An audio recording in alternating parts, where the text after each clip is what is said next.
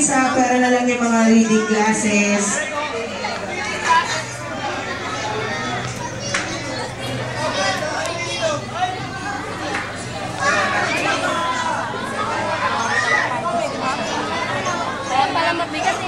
Ayos lang yan, mas mabigat ka kaya.